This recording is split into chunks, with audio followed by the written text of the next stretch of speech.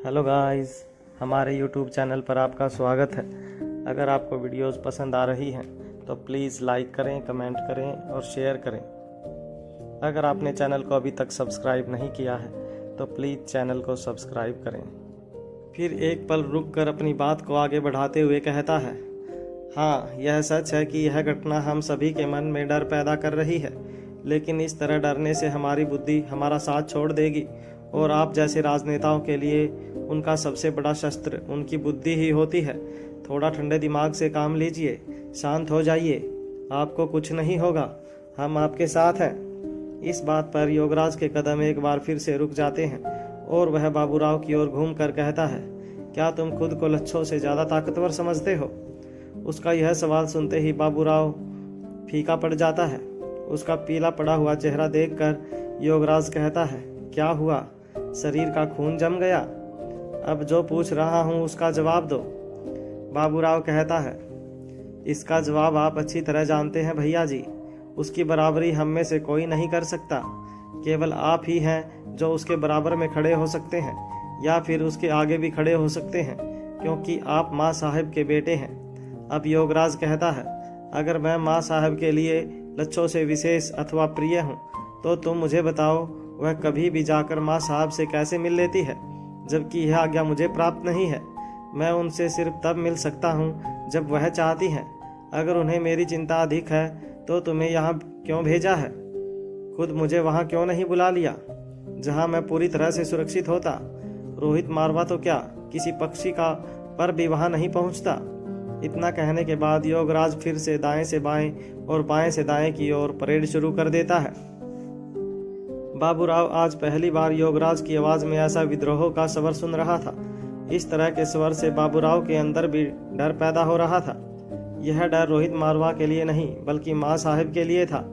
अगर गलती से भी यह बात उनके कानों में पहुंच जाती तो योगराज से पहले बाबूराव का सर धड़ से अलग हो जाता। लेकिन परिस्थितियों को मद्देनजर रखते हुए बाबूराव समझ जाता है कि इस वक्त योगराज डर की वजह से अपने मनोभाव पर नियंत्रण नहीं कर पा रहा है। इसी वजह से उसके विचार बेकाबू होते जा रहे हैं। योगराज के सवाल का जवाब देते हुए बाबूराव कहता है, भैया जी, आप भी अपनी तुलना किससे करने लगे? कहाँ लच्छो, कहाँ आप? चाहे जो भी हो, खून खून ही होता है।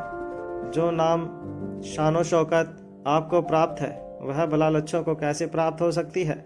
समाज में आपको ऊंचा दर्जा प्राप्त है, लच्छो तो इसके बारे में सोच भी नहीं सकती। अब योगराज बिना रुके ही लंबी गहरी सांस लेता है और उसे छोड़ देता है। बाबूराव की यह बात उस पर गहरा असर करती है। फिर बाबूराव को जवाब देते हुए कहता है, बाबूराव, हर बात कहकर नहीं समझाई जा सकती और तुम सही ही कहते हो, खून खून होता है। मैं बिना वजह ही सीमाओं से बाहर जाकर सोचने लगा। अब योगराज के कदम रुक जाते हैं। वह काफ़ी शांत हो जाता है और जाकर सामने रखी हुई गद्देदार कुर्सी पर बैठ जाता है। उसके हैंड रेस्ट पर हाथ रखते हुए कहता है, बताओ बाबूराव, तुम्हारी क्या योजना है? तुम्हारे इस योगराज भैया को कैसे सुरक्षित किया जा सकता है? यह पहली बार था जब बाबूराव को योगराज की आवाज़ में किसी अलग ही तरह का स्वर नजर आ रहा था, लेकिन वह इस बात को अनदेखा कर देता है और योगराज को अपनी योजना बताते हुए सलाह देना शुरू कर देता है। फिर अंत में कहता है, आप मेरी बात मानिए, जब तक यह मामला पूरी तरह से शांत नहीं हो जाता तब तक हम आपकी जगह आपके किसी भी बहरूपियों को अस्पताल में भर्ती रखेंगे। इस दौरान आप अंडरग्राउंड रहेंगे। हमारी सिपाही वहां आपके बहरूपिये को सुरक्षा देंगी और जहां आपको ताकि भेद खुल न सके। अब योगराज कहता है, अब तुम दोनों को अगर यही सही लगता है तो यही ठीक, मैं तुम लोगों की बात मानने के लिए तैयार हूँ। योगराज की बात सुनते ही बाबूराव और गजेंद्रपाल के चेहरे पर मुस्कान आ जाती है। वह हर कीमत पर योगराज को बचाना चाहते थे और उस पर आए हुए संकट को टलते हुए देखना चाहते थे। योगराज में लाख खामियां हों लेकिन उसमें अच्छाइयां भी थी। वह हमेशा अपने लोगों का पूरा ध्यान रखता था, जिसकी वजह से उसके साथ रहने वाले लोग उसे बेहद पसंद करते थे। उसके अच्छे और बुरे दोनों तरह के कामों में उसका साथ देते थे। यह कुछ तो योगराज की महत्वाकांक्षाएं थी जो उसे गलत राह पर ले चली थी। भला ऐसा कौन होगा जिसे अमरता का वरदान नहीं चाहिए? दूसरा, उसकी माँ साहब का दिखाया हुआ रास्ता, जिससे भटक जाना उसके लिए किसी भी कीमत पर संभव नहीं था। माँ साहब के नियम सब पर एक समान रूप से लागू होते थे। दमयंती देवी का किला। सूरज सिर पर चढ़ाया था। अब तक दिल्ली की घटी हुई सभी घटनाएं दमयंती देवी के सामने परोसी जा चुकी थी। राजस्थानी पहनावे में चांदी के भारी भारी गहनों के साथ उसका व्यक्तित्व पहले ही काफी प्रभावशाली दिखाई देता था, लेकिन जब वह गुस्से में होती थी तब उसका यही प्रभावशाली व्यक्तित्व भयंकर दिखाई देने लगता था। उसकी काजल लगी हुई गहरी आंखें और भी बड़ी बड़ी व ज्वाला उगलती हुई दिखाई देती थी। इस वक्त दमयंती देवी की आंखें सुर्ख लाल थी। गुस्से से उसके होंठ कपकपा रहे थे। उसके हाथ और पैर लगातार फड़फड़ा रहे थे। रुद्रमा देवी अच्छी तरह से जानती थी कि उसके गुस्से का परिणाम उसके सामने मौजूद सिपाहियों को भुगतना होगा, इसलिए वह पहले ही हाथ के इशारे से अपने आसपास मौजूद सभी सिपाहियों को वहां से जाने का इशारा कर देती है। सभी अपना सिर झुकाकर वहां से बाहर निकल जाती हैं। जिस जगह पर दमयंती देवी इस वक्त मौजूद थी, यह एक बड़ा सा कमरे जैसा पत्थर की मोटी मोटी दीवारों से बना हुआ कक्ष था। गुस्से में दमयंती देवी जोर जोर से चिल्लाने लगती है, मैं उसे नहीं छोड़ूंगी। अगर एक बार वह मुझे मिल जाए, मैं उसे जान से मार दूंगी, मैं उसे खत्म कर दूंगी। ऐसा कहकर वह अपने पास में रखे हुए सभी सामानों को उठाकर दीवारों पर फेंकने लगती है। वह बिना यह देखे कि उसके हाथ में आया हुआ सामान महत्व का है अथवा महत्वहीन, वह उसे नष्ट करती चली जाती है। पूरे कक्ष के मौजूद हर सामान को तबाह कर देने के बाद भी जब उसके मन को शांति नहीं मिलती तो वह अपनी कमर के पीछे से उस पर बंधी हुई पट्टी से पिस्टल निकालती है और एक के बाद एक सामने की दीवार पर फायर करती चली जाती है। सभी गोलियां खाली हो जाने के बाद वह पिस्टल को भी दीवार पर दे मारती है। इस वक्त उसका रूप रौद्रता की सीमा पर था। अब उसका गुस्सा आंखों में पानी बनकर उतर जाता है और वह लंबी गहरी गहरी सांस लेते हुए वहीं मौजूद तख्त पर बैठ जाती है, जिसके ऊपर से चादर खींचकर वह पहले ही फेंक चुकी थी। उस नग्न तख्त पर बैठी हुई रुद्रमा देवी बेहद ही दरिद्र जान पड़ रही थी। उसकी आंखों से बहता हुआ पानी उसकी दुर्दशा की दास्तां कह रहा था।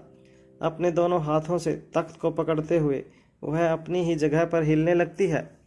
अब रुद्रमा देवी उसके पास आती हैं और उसके कंधे पर हाथ रखती हैं, लेकिन एक शब्द नहीं कहती, क्योंकि इस वक्त दमयंती देवी को सांत्वना देने के लिए किसी भी तरह के शब्द काम नहीं आने वाले थे। अब दमयंती बिना रुद्रमा की देवी की तरफ देखे यथावत स्थिति में रहते हुए रुद्रमा देवी से कहती हैं, यह कैसे हो सकता है? वह इस तरह के अकस्मात हमले के लिए पहले से तैयार कैसे हो सकते हैं? बताओ मुझे, बताओ रुद्रमा देवी, तुम तो बहुत ज्ञानी हो, हर चीज पहले से जान लेती हो, हर खतरा पहले से भांप लेती हो। तो अब बताओ, तुम क्यों नहीं समझ पाई इस बात को कि वह हमारी योजना को पहले से जान चुके हैं? अब रुद्रमा देवी अपनी खामोशी खत्म करते हुए कहती है, दमयंती, मैं तुम्हारी हालत समझ सकती हूँ। जिस जंग में तुमने अपना पूरा जीवन झोंक दिया है, उसी युद्ध में तुम्हारा साथ देने के लिए मैं अपनी जवानी और बुढ़ापा दोनों खत्म कर चुकी हूँ। वह इस लड़ाई के बारे में पहले से कुछ नहीं जानते थे, लेकिन यह पूरी तरह से स्पष्ट हो गया है कि हमारी सोच से कहीं ज़्यादा ताकत है उनके पास। उनसे जीतना इतना आसान नहीं। वह हमारी किस्मत ही थी कि हमें इतनी आसानी से अनिका हासिल हो गई थी। तब वह मानसिक रूप से किसी खतरे के लिए तैयार नहीं थी, इसलिए एक के बाद एक हमारे कई दांव सीधे पड़ते चले गए। लेकिन अब वह हर परिस्थिति से लड़ने के लिए मानसिक स्तर पर तैयार है। हमारे विविध काय का तोड़ एक रात में तैयार नहीं किया जा सकता, और ना ही एक हफ्ते में। यह एक महीने का भी काम नहीं है।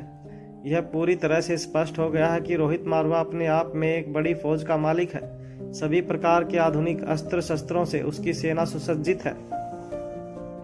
दमयंती देवी रुद्रमा देवी की बात को बीच में काट कर चीखते हुए ही बोलती है, हथियारों से नहीं मारा जा सकता था उसे। विविध काय हथियारों से मरने वाला जीव नहीं था। अपने शरीर को दोबारा पहले जैसा बना लेने की ताकत थी उसमें। बड़ी से बड़ी तोप के गोले भी उसका कुछ नहीं बिगाड़ सकते थे। हमने अपनी आंखों से देखा है कि कितनी आसानी से वह दोबारा से पहले की तरह खड़ा हो जाता था।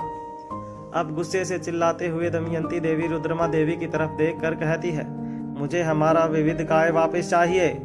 अब एक पल रुककर अपने दांतों को भींचते हुए रुद्रमा देवी की आंखों में देखकर कहती है, यह कैसे हो सकता है कि उनके पास 3 रोबोट हैं और किसी को इस बात की कानो कान खबर तक नहीं।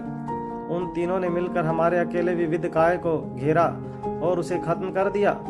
मेरा दिल यह मानने के लिए बिल्कुल भी तैयार नहीं। पहले कभी किसी ने मारवा हाउस में कोई रोबोट नहीं देखा। वहां पर काम करने के लिए जीते जागते नौकर हैं। नौकर नहीं, नौकरों की फौज है, लेकिन रोबोट नहीं है।